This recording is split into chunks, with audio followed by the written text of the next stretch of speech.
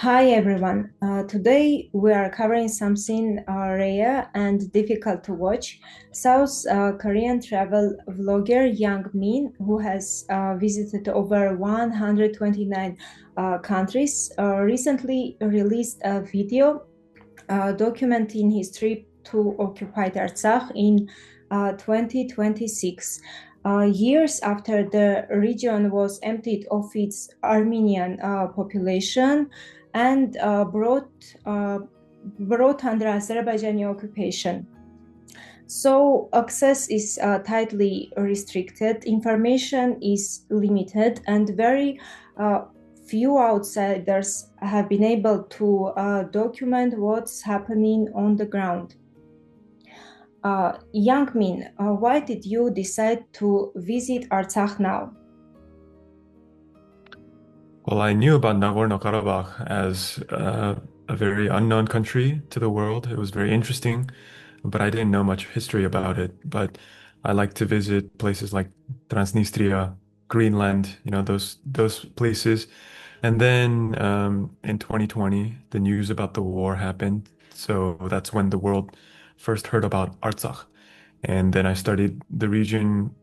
There was a lot of deep, complex history for centuries, a lot of different ethnic communities that lived there. But then, in modern history, there was a lot of violence and conflict. So 2020 was the latest conflict that happened. And so it was very sad to see from the news.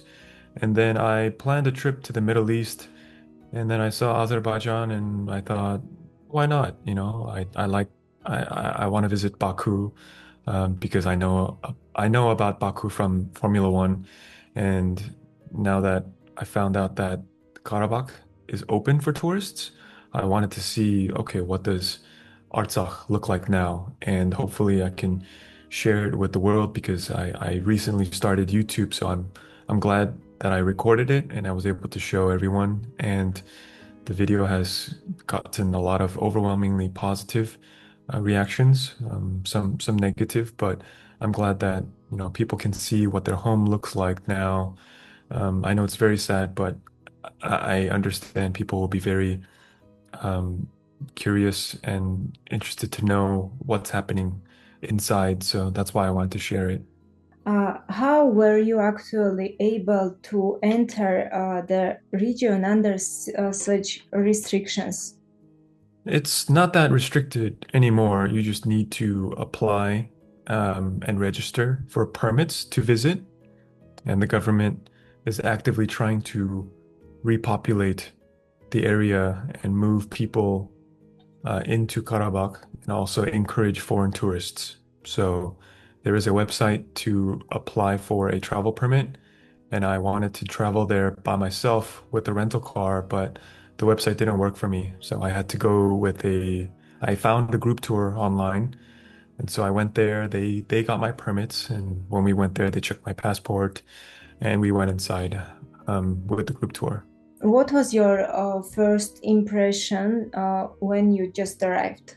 My first impression in the first part of Karabakh um, was seeing the city of Agdam. It was impressive and very scary scale of industrialization that they are doing, building a massive city in a place where it was completely deserted for 30 years. It was completely empty, and now it's a huge city.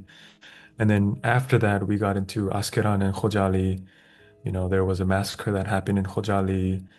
And Askeran was very underdeveloped, lots of damaged buildings, empty homes.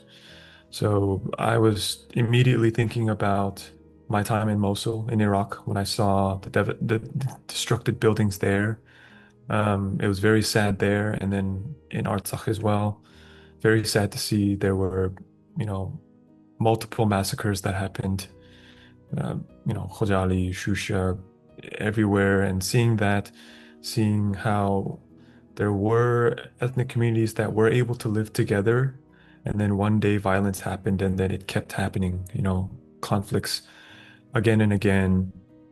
I just thought about the all the families that lived in each of these houses had very fond memories, and some of those families, which are now Armenians, can no longer go there. So that was very sad to think about. What did you see in Stepanakert when you got there? So I thought Stepanakert was going to be the highlight of the trip. Of course, it's the biggest city and a lot of heritage there. Um, and I was mostly curious about Armenian presence and culture there, because they were the most recent people there. But unfortunately, our first tour stop was the We Are Our Mountains monument, and I was very shocked to see that it was very heavily damaged and vandalized. Um, every inch was covered in graffiti, so it was very sad to see that.